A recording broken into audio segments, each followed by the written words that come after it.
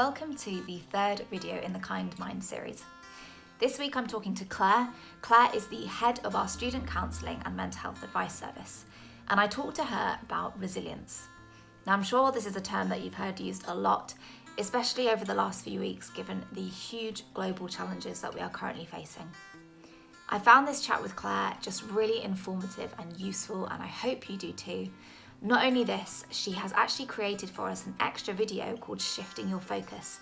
And this is a short video, it's an exercise to do that can really practically help us build resilience. So I really encourage you to go and check that out following the interview coming up now. Claire, it's so lovely to have you with us this week. And we're going to be talking about resilience. So how do you feel about this as a topic? Goodness, yes, at the moment, Jess, I think our ability to feel and be resilient is being tested and challenged. So I feel this is very timely to have this conversation with you. Yeah, and it feels like the term itself is actually really frequently used. We're often told that resilience is important, that we should be more resilient, or we can build this in ourselves. So I'm sure students especially hear this term used a lot. And I think it will be really great to just understand from you, what is resilience? Yes, it's a bit of a buzzword currently. The word resilient actually means to bounce back, and it's not actually a fixed trait at all within any human being. So it's all about our mental fitness. We work on our physical fitness, so our mental fitness is equally, if not more important, as this governs everything we do, our behaviour, our choices, our emotional and psychological well-being. So I think about it as a foundation building block within us. So it's so key how we cope or not. So if resilience is our ability to bounce back, our ability to cope, how do we know if we have this ability? You know, how do we know if we are resilient? Okay, that's a good question. I suppose I don't want students who are listening to think for a moment, oh goodness, I'm not resilient, I haven't got it. I think first of all, the best way of looking at this is think about yourself, okay, for a moment. Have a think about, have you ever had to overcome adversity? So a challenging or difficult time, or maybe you are enduring this at the moment daily. So examples of this are parents, divorce, coping with a physical impairment or a mental health issue. Maybe the loss of a loved one due to bereavement, the loss of a significant relationship, uprooting to study in a foreign country, bullying, domestic violence, major surgery, illness. These are just a few. So think, do any of these apply to me? And if you can think they do, then okay. You might be thinking, goodness, I have other challenges which I've faced in my life which are not in that list. That's fine. Just think about yourself for a moment. And if you can answer yes to any of these, even one, I want you to hear this. Well done, because you're still here. You've navigated through your own journey, maybe of pain, maybe you're still on that journey, but just well done. You have had the ability to rise up, to bounce back, to come through it, or just got through the next day, or maybe got through that difficult time, or maybe you're in that still, but you've woken up today. So you have to say well done to yourself. That in itself is resilient. Yeah. And it's so clear that we have all experienced challenge in our lives. You know, that was an extensive list, and there's so many more things out there that people will be experiencing. So we will have had to have overcome things, and even if perhaps we don't recognise it. So as we are reflecting on this, I wonder if there are some students who are, you know, as you've just said, thinking about these challenges that they have faced or are currently facing, and maybe those students feel like they haven't overcome them, that they're still really struggling, and they don't feel resilient as a result. So what would you say to these students? I wouldn't want anyone to spend time worrying if they don't feel resilient. It's probably healthier to think that if you're here today, you would have had to overcome some challenging obstacles in your life already. And that in itself builds and develops resilience. So resilience, I mean, it does matter. It's a foundation kind of block to feeling more robust. And when our resilience is more buoyant, we cope better, we perform better, we have healthier relationships, not only with ourselves, firstly, which is the most important, but with others. And therefore we feel that we can not only survive when we feel resilient, but we actually feel like we can thrive. And there's a real difference between those two. Yeah, I love that saying. And I think it just goes to show that resilience clearly is an important trait from what you're saying. And it's, as you mentioned, it's not a fixed trait. And I think that's really important to emphasize here, because it means that we can work on it. We can strengthen it. So for those people who maybe feel overwhelmed by their circumstances right now and really want to develop their resilience, how can they do this? That's the burning question, isn't it, Jess? How can we develop it? I think the first thing to recognize, even if you do feel resilient, is that we can always develop that more. We can all benefit from building more of it. Yeah. So there are common things that resilient people do. They're all free. You can learn how to do them right now. Yeah. So we'll go on this journey together. As I'm talking about it, have a think about yourself. Okay. So first of all, I think the most important thing is a slight disclaimer from myself, is that there is no such thing as perfection. I know that will be a challenge to most Imperial students that tend to be innately perfectionists, but life isn't perfect. Most of us will recognize that. And human beings, we're all flawed. And that's the beauty of us, you know. And what I say to myself is, I'm work in progress to the day I die. So that allows me to screw up and learn from my mistakes. So that's very important, to try and hear that, and to challenge your own perception on yourself, first of all. So we learn by making mistakes. And interestingly enough, the first trait of resilient people is they know that rubbish happens. Yeah. That suffering and tough times happen. And it's part of the journey of life and our existence. It's that existential reality. So they have not only an awareness of it, but an acceptance of it. Yeah. And that's really important. So that's the first one. And as I'm saying these, I suppose what we all could do if we're listening to this is just check ourselves out against what I'm saying. Yeah. And be really honest with yourself. If you really want to build resilience, you have to be honest with yourself and take a good hard look at yourself. So number 2 is that resilient people are aware of what harms them and what helps them. So let's put that into context first of all. Harmful things could be, goodness, there are many, but, you know, a toxic relationship or friendship, something that's emotionally or physically abusive, that saps the life out of you, overly controlling. The heaviness of maybe holding on to the past or past traumas, or maybe as simple as a family argument or a feud, or maybe an addiction that you might have, or a dependency or a habit that you might have that's harming you. Yeah. And there are many of these, and that's where you have to be honest with yourself as to where am I at with my own journey. Yeah. So that's number 2. Number 3, and this is the kind of the last one, is resilient people have a way of tuning into the good and turning the negative cognitions and negative thoughts that we all have down. Okay, we all have negative thoughts. Yeah. Because we're flawed, we're human beings. So I'm quite visual, Jess. So I imagine this as an old-fashioned kind of radio. I'm showing my age here, with dials on it. So you've got a tuning dial and a volume dial. So turning the negative thoughts down. So resilient people choose what they give their attention to. Okay.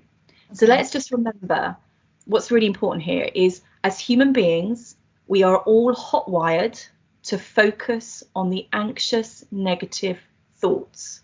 Yeah. Okay, that's within all of us. Mm. It comes early survival instinct, the flight or fight, which we all know about.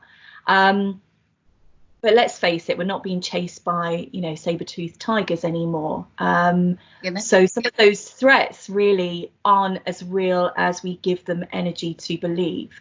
Yeah. So these are common traits of resilient people, and we can all start practicing those today and start with the honesty with ourselves and reflecting on where we think we are with that. Yeah, goodness, that's just, 3 very helpful things to know and to reflect on. I liked your disclaimer at the beginning that there is no such thing as perfection. And I think that is so important to acknowledge as we're talking about resilience, and that we all do experience rubbish, whether that's we have done, we're currently experiencing it now with what's going on, or that we will do at some point in the future. But that is part of our journey through life, as you said. So what you're saying is it's better to accept these things and to focus on the stuff that you can actually change. Exactly, Jess. I think focus on the things that you can change, not the things that you can't. Yeah. So, I notice a lot with the students that we see, and just us as human beings, we spend a lot of time focusing on past stuff that we can't change. Yeah. So I always think, why expend energy and thinking on unmovable feats? It doesn't make sense, does it? No. And we've got to remember as well that our threat focus is permanently dialed up. Yeah. Our stress response as human beings is always up, because we're kind of always on the lookout for danger. We're hot-wired for that. Remember that. However, resilience, if we're trying to build that, is all about turning the volume up on seeing the good. Okay. And so that in itself is called benefit finding, and that's what we need to learn to do more of anyway. Yeah, that's just so interesting. That benefit finding, because when I think about resilience, it's always about sort of coping with the bad and being able to cope with the bad. It's not about being able to see the good. So yeah, that's really important. Is there anything we can practice to help us with this benefit finding? I think first of all, just practice the 3 traits that we've spoken about. Yeah. Which is 1, the awareness that rubbish happens and the acceptance of this. That doesn't mean being a doormat and just kind of seeking out and just kind of saying, the bad stuff happens, bring it on. It's not about that at all. It's just being aware that rubbish does happen, that life isn't perfect. Yeah. And there's challenges, but just to kind of know that is the case, and not fight it. 2, think about what harms you currently and what helps you. Yeah. And look at what we spoke about, and be really honest with yourself about your life and what you might be doing, either consciously or not consciously, that might be hindering you or harming you. Yeah. And 3, turning into, I think, look at yourself, turn into yourself, as I kind of say, come back to yourself and think, right, turn those negative thoughts down, tune into and see the good, even if it's small. And we're going to do a short exercise anyway around shifting your focus, which I'll do after this interview, so students can actually kind of tune into that. Great. And there'll be an exercise on shifting the focus. But I think also every day, something that's really, really simple to do that becomes kind of habitual the more you practice it, is say to yourself 3 good things that you've done. These could be as simple as, I got out of bed today, I brushed my teeth, I've had some food. You have to start somewhere to benefit find, to search the good. So I would start with that. And then as you build that into your routine, your daily routine, it becomes habitual, it becomes a habit, you become better at it, and you start tuning into the good. And as you do that, kind of turning the volume down on the negative thoughts just happens naturally. Yeah. So what you're saying is we can search for even the smallest things in everyday life, because those things you're talking about, sort of just getting out of bed and brushing your teeth and having some food, you know, people probably don't see those things as good things because they are just normal. But it's good to just recognize that, well done, like you're doing those things, you're surviving, and those things become part of your everyday routine. And as you're saying, then you sort of learn to recognize the good, and that becomes quite natural over time. So it's really good advice. Yeah. And as we sort of draw our part one to a close, I just want to ask, is there a helpful way of sort of summing this all up for the students that are listening?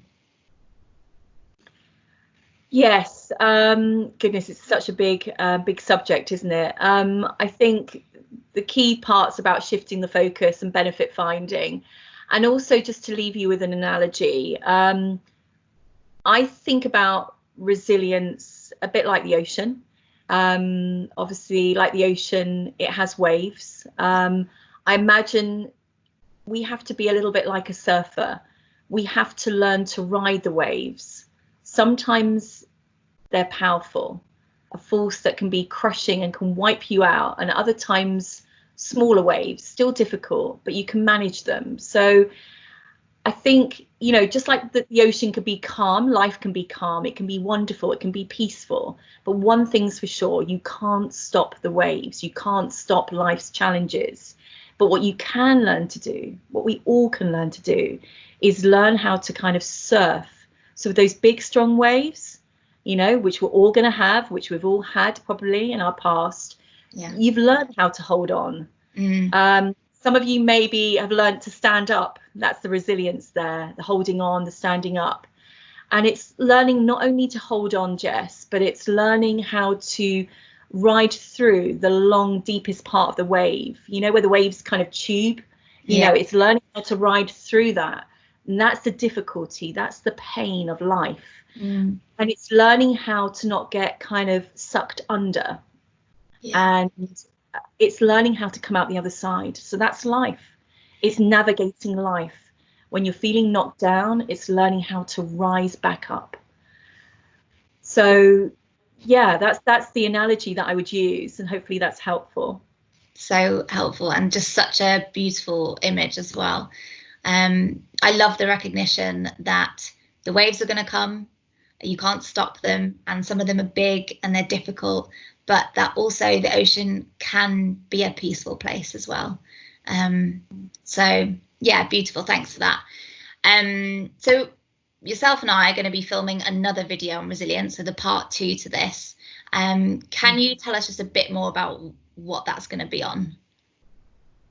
Yes, I think at the moment what we're all facing or kind of trying to navigate is trauma and loss and bereavement, you know, the loss of either our routine and life as we knew it, or maybe the challenge of losing loved ones to the coronavirus, or knowing people within our extended friends or family group where this is, you know, they've lost their lives to this, or maybe our medical students that are working frontline, that are having to deal with loss and difficulties and challenges every day. I think with all of us, you know, this whole pandemic has touched all of our lives. Yes. So what we'll be doing in the next part is really looking at and breaking down a bit further in a helpful way, helping our students really think about,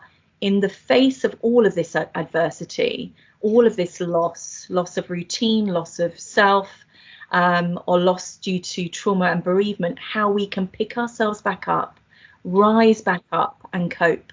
So that's going to be part 2. Great. And just such an important thing for us to talk about and have a platform to discuss it. So if you're watching, do join us in our next video where we are going to discuss this. And thanks, Claire, so much for sharing all your knowledge with us. It's been lovely to chat. Thank you, Jess.